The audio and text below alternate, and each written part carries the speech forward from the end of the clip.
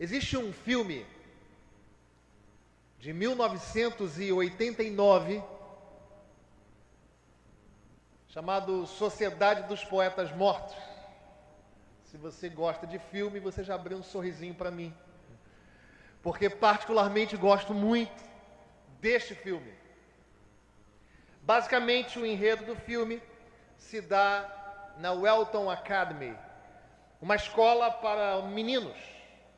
E nesta escola havia quatro princípios básicos elementares: a tradição, a honra, a disciplina e a excelência.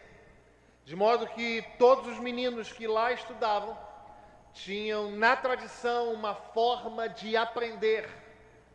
As aulas tinham um mecanismo, um método. E tudo caminhava desta forma até que esta escola recebe um professor de língua e de literatura. Tinha que ser. Gente que pensa à frente do seu tempo. Não estou legislando em causa própria, irmãos. Mas os professores de língua e de literatura, eles têm um poder, uma forma de explicar e de ensinar muito particular. E foi exatamente o que aconteceu quando o professor Keating, John Keating, vivido por Robin Williams, começa a ensinar para aqueles jovens, por meio da poesia, uma nova forma de enxergar a vida. E numa cena áurea deste filme, ele coloca os meninos para subirem na mesa, a fim de materializar para eles a possibilidade de ver a mesma sala para a qual iam todos os dias, numa outra perspectiva. E ele os estimulava a subirem na mesa e olharem dali, de cima da mesa, a sala. E era uma outra sala de aula, porque a visão da sala de aula era outra. Num outro momento do filme, ele cita uma linda poesia de Walt Whitman, que é Captain or My Captain. E eu não vou dar o spoiler, mas há um momento lindo em que os alunos fazem menção a esta poesia, agora olhando a sala de cima das suas próprias mesas. O que o professor queria ensinar, o que o Keating queria ensinar nesta cena e neste enredo, é que é possível olhar por outra perspectiva. De alguma maneira, guardadas todas as proporções, o Sermão do Monte é uma forma de o Senhor Jesus colocar os seus discípulos num outro ponto da história, a analisar a sua própria vida e tudo que circundava a cada um deles. O Sermão do Monte se propunha a apresentar para os seus discípulos uma nova forma de ver a vida, uma nova perspectiva de vida. E é interessante como isto fica muito evidente no Sermão do Monte, com estes 6 parágrafos que começam exatamente da mesma forma. Vocês ouviram o que foi dito? Eu, porém, vos digo. São 6 parágrafos em que o Senhor apresenta a forma como se via e a forma como ele apresentava a nova perspectiva. Muitos autores, comentaristas do Novo Testamento dizem que o Senhor Jesus se colocou contra a lei de Moisés, porque afinal ele falava: viram como lhes fora dito, eu porém vos digo. Mas sem medo algum eu afirmo que estes que assim interpretam estão equivocados. É óbvio que o Senhor Jesus não se opunha a Moisés. Aliás, ele mesmo disse no contexto anterior: eu não vim revogar a lei, eu vim cumprir. O que o Senhor Jesus está dizendo é que a forma como os escribas e fariseus interpretavam a lei era uma forma equivocada. O Senhor se opunha à forma como eles interpretavam. O Senhor se opunha à forma como eles liam as permissões, como eles ampliavam as permissões do que Moisés articulara. E o quanto eles restringiam de fato aquilo que a lei proibia. De uma forma mais pedagógica e clara. Eles chegaram a construir, os escribas e fariseus, chegaram a construir o seguinte pensamento: o mandamento não matarás, ele é plenamente cumprido se você não intentar contra a vida de alguém. Literalmente assim. Eles restringiam. O adultério foi tratado da mesma forma. Só é adultério se alguém for surpreendido em flagrante ato. Tanto é verdade que lá em João 8, quando apresentam a mulher adúltera ao Senhor, o que é dito a Jesus esta mulher foi surpreendida em flagrante adultério, ou seja, os interpretadores da lei do primeiro século diziam o seguinte: só é adultério se for pego na hora do ato. Eles restringiam. E o Senhor, então, coloca os seus discípulos em cima de uma mesa e fala: eu quero mudar a forma de vocês enxergarem e interpretarem a minha lei. E o Senhor então começa a ensinar a nova forma que um discípulo deveria interpretar essa lei. A lei está mantida, não se deve matar nem adulterar. Mas o Senhor amplia a significação. Ele aprofunda a significação. Ele estende a significação. E eu quero crer que estas são lições importantes para a igreja de hoje. E é por essa razão que eu quero compartilhar com os irmãos nesta manhã sobre este tema. Lições importantes para a igreja hoje. Sim, o Senhor ensinou aos discípulos no Sermão do Monte a interpretarem a lei.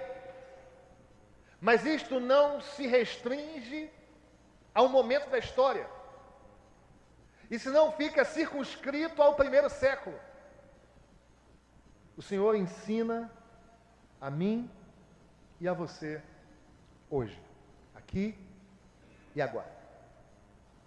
E a primeira lição é sobre a ira. O texto diz: ouvistes o que foi dito pelos antigos? Não matarás, e quem matar estará sujeito ao julgamento. E o Senhor Jesus diz: eu, porém, vos digo, todo aquele que sem motivo irar-se contra o seu irmão estará sujeito ao julgamento, e quem proferir insulto ao seu irmão estará sujeito ao julgamento de tribunal, e quem lhe chamar de tolo estará sujeito ao inferno de fogo. O Senhor então passa a ensinar a respeito da ira. Se o que os escribas e fariseus entendiam como assassinato apenas de fato intentar contra a vida de alguém e fazer com que o coração daquela pessoa parasse de bater, o Senhor Jesus vai dizer: não. Não é apenas a isto que me refiro, e não é apenas a isto que a lei mosaica prevê. O Senhor então sai do âmbito do assassinato em si e inclui pensamentos, palavras, ações, insultos. O Senhor amplia e aprofunda este sentido. Nós somos caídos, pecaminosos, e nós podemos sentir ira. O pecado não está em se irar. A palavra de Deus diz: não se ponha o sol sobre a vossa ira. nós podemos nos irar contra aquilo, contra aquilo que diz respeito a injustiças. Mas não é desta ira que o Senhor está falando. O que o Senhor está dizendo é que nós não devemos nos irar de forma pecaminosa, orgulhosa, odiosa, que manifeste indiferença, que manifeste vingança. O que o Senhor está dizendo é que se vocês são meus discípulos, vocês não nutrem esse tipo de pensamento. Se vocês são meus discípulos, vocês não vivem esse estado de coisas. A palavra aqui para insultar é raká, no grego. Insultar significa então chamar aquela pessoa de vazia, de sem importância. Porque existem pessoas que dizem assim: pastor, tudo bem, eu já perdoei, eu só não olho mais para a cara dessa pessoa, não me dirijo mais a ela, para mim ela não existe. Isso é insultar no grego, e o Senhor está dizendo que não pode ser assim, irmão. Eu só não me relaciono. O que o Senhor está dizendo, em outras palavras, é que é possível que você e eu assassinemos pessoas sem nunca termos encostado um único fio de cabelo dela. O que o Senhor está dizendo é que se nós rilharmos os dentes contra alguém e desejarmos no fundo da nossa alma que aquela pessoa não existisse, não ali mais estivesse, no nosso convívio, no ambiente que alcança os nossos olhos, isto é assassinato. Irmãos, isso é severo demais.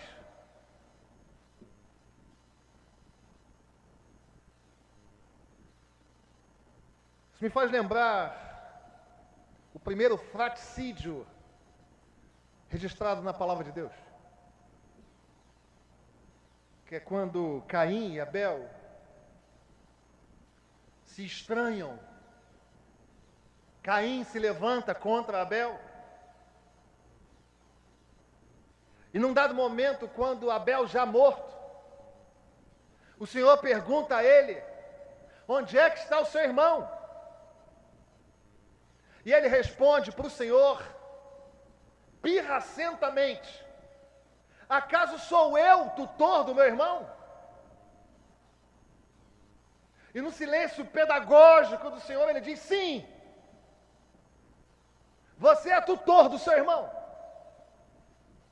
Você responde pelo seu irmão. Você cuida do seu irmão. De modo que ninguém que esteja aqui, seja pela história ampla, universal da Bíblia, seja pela experiência pessoal, familiar, particular, existencial, na relacionalidade com o próximo e com o próximo irmão, ninguém é capaz de se levantar e dizer: pastor, eu nunca senti isso na vida.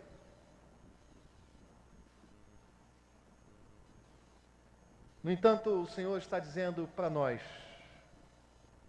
que nós não devemos viver assim.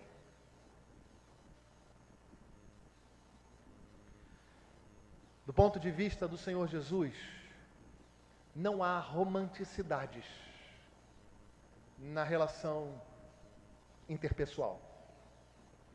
Não há aquela relação dentro da qual se coloca naturalmente amor e a paz. Isso deve ser construído a cada vez que eu mortifico a minha carne e me humilho. Em 1 João capítulo 3, no verso 15, a palavra do Senhor vai dizer que se você odeia o seu irmão, você é homicida. E a palavra do Senhor diz que os homicidas não entrarão no reino de Deus.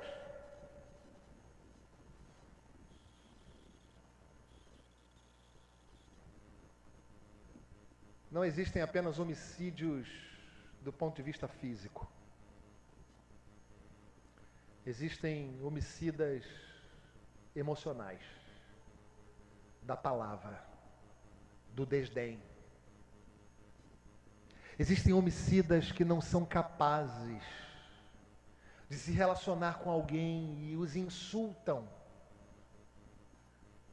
taxando essas pessoas de vazias e de sem importância. E o Senhor Jesus está dizendo, entre os escribas e fariseus é assim, entre os meus filhos não. Mas o Senhor não para aí. Ele fala sobre a ira, mas ele fala também sobre adoração. O texto segue, e a palavra de Deus diz assim: se, pois, verso 23, ao trazeres ao altar a tua oferta e ali te lembrares de que teu irmão tem alguma coisa contra ti, deixa perante o altar a tua oferta e vai primeiro reconciliar-te com o teu irmão, e então voltando, faz a tua oferta. Se o Senhor ressignifica a ira, o Senhor também ressignifica a adoração. O Senhor está dizendo para os seus discípulos que é impossível adorá-lo com o coração contaminado por ira e por assassinatos os mais diversos. Vá primeiro, se reconcilia com seu irmão, e depois você vem e adora. Porque senão o que você faz é barulho na casa de Deus, não é adoração.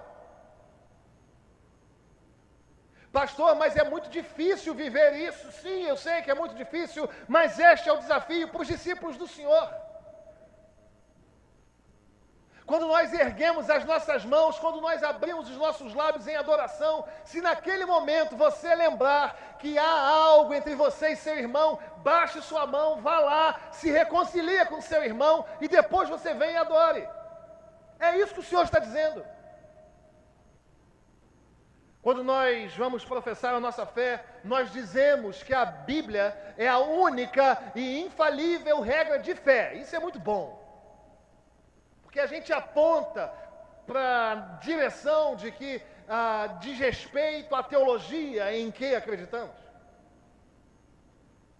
Mas a Bíblia não é tão somente a única e infalível regra de fé. Ela é também a regra de prática. Também única e também infalível. O que significa que nós somos avaliados e orientados pela palavra. Nós não somos orientados pelos nossos próprios sentimentos, vontades, desejos e paixões. A palavra do Senhor fala que nós devemos, ao adorar, termos um coração pacificado na direção do outro. E o que a gente acaba ouvindo por aí é o seguinte: eu estou aqui na minha adoração, o que importa é o meu coração diante de Deus. A minha adoração é sincera, pastor, porque o que importa mesmo na minha adoração é aquilo que eu coloco diante do Senhor. Sim, é óbvio que a palavra de Deus fala de uma relação sincera com Deus o Pai. Mas uma relação sincera com Deus o Pai se espraia e se mostra e se comprova na relação com os irmãos. E a palavra de Deus diz em 1 João capítulo 4, no verso 20, que se você não amar o seu irmão a quem você vê, não diga que você ama a Deus a quem você não vê. O Senhor joga luz no tempo de adoração e tira de nós o argumento de que o que importa é aquilo que eu apresento para Deus. Não, irmãos. Se você chegou aqui nessa manhã com um coração pesado com alguém, ou sabendo que alguém tem um coração pesado contra você, faça aquilo que a palavra de Deus recomenda. Antes de erguer a sua mão, antes de cantar, antes de entregar a sua oferta, se reconcilie com seu irmão. Porque a Bíblia é a única e infalível regra de fé, mas também de prática.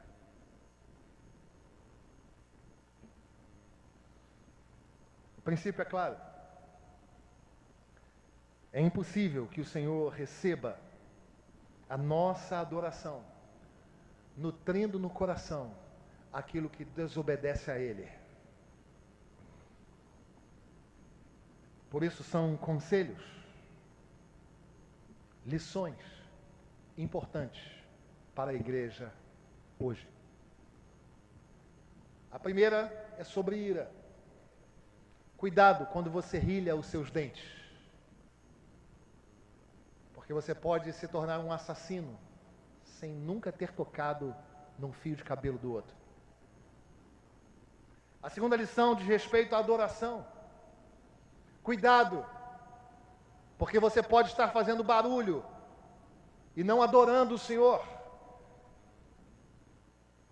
Mas em terceiro e último lugar, a palavra também nos fala sobre fidelidade. Ouvistes o que foi dito? Não adulterarás. Eu, porém, vos digo, se você olhar para uma mulher com intenção impura, você já, na mente, no coração, adulterou com ela.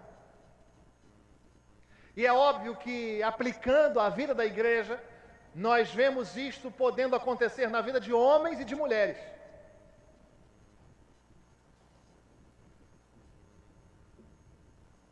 A palavra do Senhor fala que adúlteros deveriam ser mortos. Está lá em Levítico, no capítulo 20, no verso 10. Mas para que eles fossem mortos, eles deveriam ser flagrados em adultério. E o Senhor tira a discussão do aspecto da performance. O Senhor tira a discussão do aspecto daquilo que é consumado. O Senhor tira a discussão do aspecto corpóreo e aprofunda e diz, se você olhar com intenção impura, no seu coração já houve adultério. E o Senhor então ensina e passa a ensinar a respeito de fidelidade. E o Senhor começa a elaborar a respeito disso e fala o seguinte: se o teu olho te faz pecar, arranca, porque é melhor você entrar no reino dos céus sem um dos olhos do que não entrar no reino dos céus. E na história da cristandade, muitos interpretaram isso de forma literal. Muitos heróis da fé, na história da cristandade, atentaram contra os seus próprios corpos, no sentido de tentar obedecer a isto. E é claro que esta interpretação literal não é a que o Senhor Jesus está dizendo. O Senhor não está dizendo que nós devemos, de fato, arrancar os nossos olhos. Mas o que o Senhor está dizendo é que se os nossos olhos não nos fazem pecar, não olhemos. Se os nossos pés nos fazem pecar, que nós não possamos ir até este lugar. Se as nossas mãos nos fazem pecar, portanto, que não assinemos esses contratos, que não coloquemos as mãos naquilo que o Senhor nos manda não fazer. O que o Senhor está dizendo é que nós precisamos evitar a todo custo a manifestação destes pecados, sejam na prática, sejam no pensamento, nos sentimentos, nas percepções, nos ideais.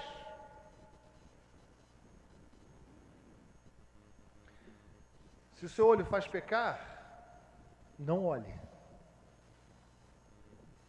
Se o seu pé te faz pecar, não vá. Se a sua mão te faz pecar, não faça. Porque é melhor você olhar para os princípios eternos, para os valores eternos, do que ser agradado na sua carne aqui e agora.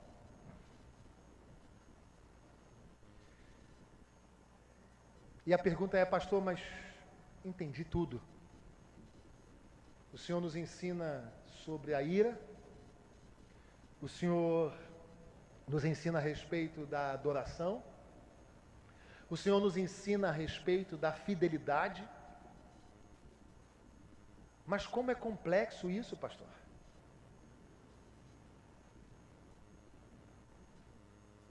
Maridos crentes tratam a esposa com respeito. Maridos crentes não oprimem as esposas. Maridos crentes não podem ser narcisistas. Maridos crentes tratam como a parte mais frágil.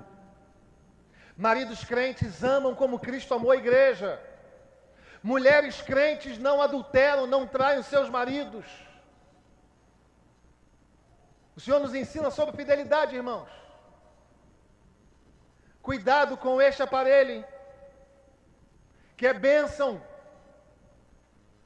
que é forma de comunicação rápida. Mas cuidado com aquilo que moralmente você faz que contraria a palavra do Senhor. E quem me dera se eu só pudesse falar sobre isso para jovens e adolescentes. Mas é para adultos formados, com casamentos estáveis e longos. Que o Senhor santifique a sua igreja. Que o Senhor santifique a sua igreja a partir do pastor da igreja. Que Deus cuide de nós. Porque o que o Senhor está fazendo a nós nessa manhã é nos colocar em cima de uma mesa. Lembra lá da Sociedade dos Poetas Mortos? O Senhor está dizendo o seguinte: adultério não é só consumação do ato. Assassinato não é tão somente dar um tiro em alguém. A adoração não é somente reunião em que as pessoas cantam e fecham os olhos. O Senhor nos faz subir muito mais alto do que uma mesa. O Senhor nos faz subir ao padrão do céu. E é claro que eu não consigo fazer isso. É claro que você também, por si, não consegue fazer isso. Mas hoje, exatamente hoje, 50 dias depois da Páscoa, o Senhor derramou o seu Espírito sobre a igreja. Nós celebramos hoje o dia de Pentecostes. 50 dias após a Páscoa, o Senhor derramou aquele que lapida o nosso caráter. O Senhor derramou sobre a sua igreja aquele que é capaz de santificar a sua casa. E exatamente no dia de hoje, sendo habitados pelo Espírito Santo, nós podemos subir ao alto do céu e olhar com o padrão celestial a respeito da ira. Perdoe, ressignifique, abandone esse orgulho, essa vaidade. Não há condicionais no texto bíblico.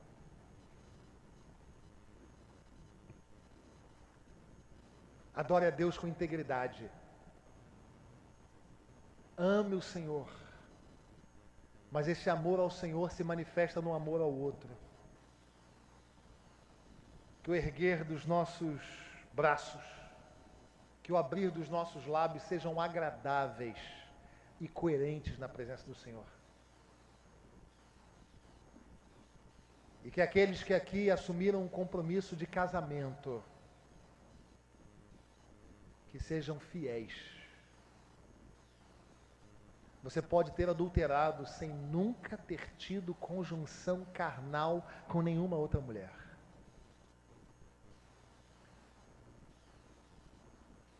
Que o Espírito Santo de Deus purifique a igreja. Que o Espírito Santo de Deus corrija a igreja.